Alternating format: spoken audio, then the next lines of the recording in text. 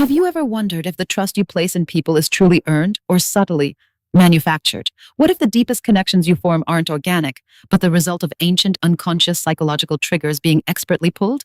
In the next 10 minutes, I'm going to reveal 7 insidious psychological tricks that make people instantly trust you, or anyone who wields them. These aren't just theories, they're proven mechanisms honed over millennia that bypass conscious thought and directly tap into our primal need for connection and safety. By the end, you'll understand why some individuals command loyalty and belief with unnerving ease, and how you can either harness this power or, more importantly, defend yourself against it. Prepare to have your understanding of trust shattered, because the most shocking revelation is saved for last. First, let's talk about a paradox known as the Ben Franklin effect. It sounds counterintuitive, but asking someone for a small favor can actually make them like you more, and thus trust you quicker. This concept, famously observed by Benjamin Franklin himself when he disarmed a political rival by borrowing a rare book, is rooted in cognitive dissonance theory. Dr. Leon Festinger, in 1957, theorized that when our actions contradict our beliefs, we experience psychological discomfort, forcing us to reconcile them. So, if someone dislikes you but performs a favor for you, their brain has to resolve the dissonance between "I don't like them" and "I just did something nice for them." The easiest resolution? I must actually like them. Next time a colleague seems wary, don't offer help. Ask them to lend you a pen. Watch their perception of you subtly shift as their subconscious rationalizes their helpfulness into fondness. Moving deeper into the subconscious, consider the power of mirroring. This isn't just imitation. It's a subtle, almost imperceptible synchronization of body language, speech patterns, and even breathing.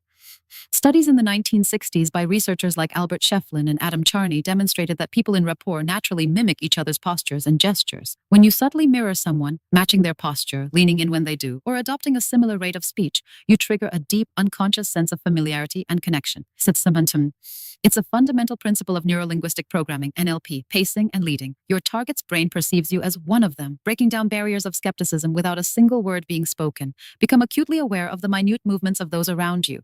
When someone is mirroring you, they are likely trying to build rapport, consciously or unconsciously. Now, let's explore emotional contagion, the phenomenon where emotions, even complex ones like trust, are rapidly transmitted from person to person. Our brains are hardwired for this. The discovery of mirror neurons by Giacomo Rizzolatti and his team in the 1990s revealed the neurological basis. These neurons fire not only when we perform an action, but also when we observe someone else performing it, essentially allowing us to feel what others feel. When you genuinely or convincingly display vulnerability, confidence, or even shared enthusiasm, others unconsciously begin to mirror that internal state. Imagine wanting someone to trust your authority, exude calm, confident assurance, and they will subconsciously pick up on it and reciprocate with belief. The emotional state you project becomes infectious, drawing others into your psychological sphere. Be vigilant. If you suddenly find yourself feeling an intense emotion during an interaction, ask yourself if it's truly yours or if it's been subtly imposed.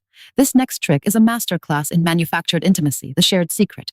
Confiding something personal, even if it's a carefully curated tidbit, creates an instant powerful bond of trust. According to Altman and Taylor's social penetration theory, 1973, self-disclosure is a key pathway to intimacy, peeling back layers of personality like an onion. When you share a secret, you bypass weeks or months of organic relationship building, directly implying a level of trust and exclusivity. Imagine saying, "Don't tell anyone this, but..."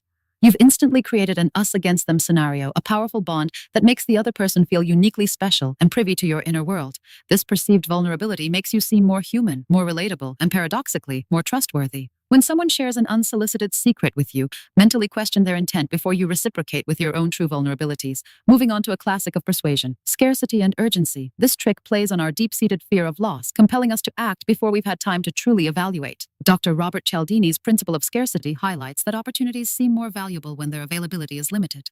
Coupled with Kahneman and Tversky's loss aversion, 1979, which states that the pain of losing something is psychologically twice as powerful as the pleasure of gaining it, this becomes a potent tool. By framing an offer or information as time-sensitive or limited edition, only 3 spots left, or offer expires at midnight, you bypass rational decision-making and trigger an impulsive desire to secure the perceived value. People often trust the urgency because they fear missing out on something others deem valuable. Whenever a deadline feels artificially tight, pause. Recognize that this tactic is designed to short-circuit your critical thinking. Next, the chilling power of authority and compliance. We are hardwired to obey figures of authority, often suspending our critical judgment in their presence. The most infamous demonstration of this is Stanley Milgram's 1961 to 1963 obedience experiments at Yale, where 65% of participants delivered what they believed were lethal electric shocks simply because an authority figure in a lab coat told them to continue.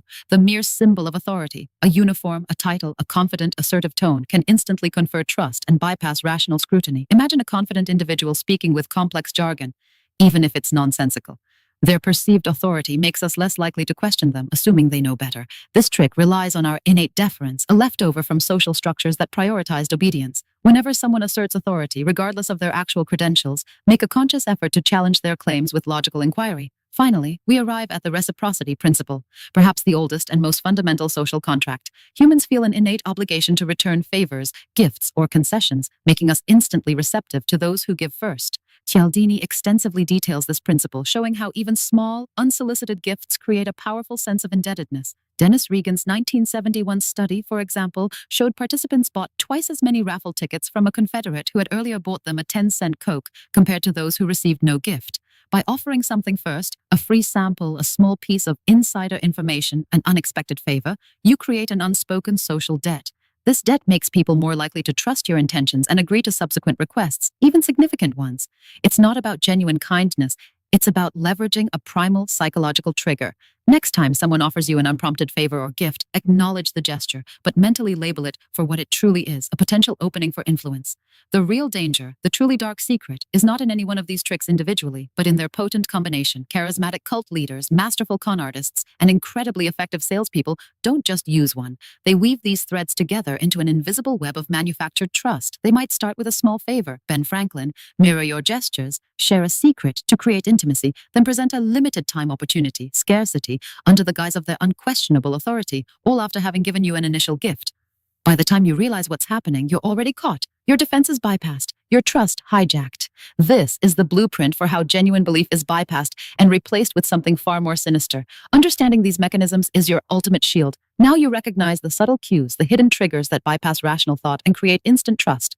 It's not about becoming cynical, but about becoming discerning.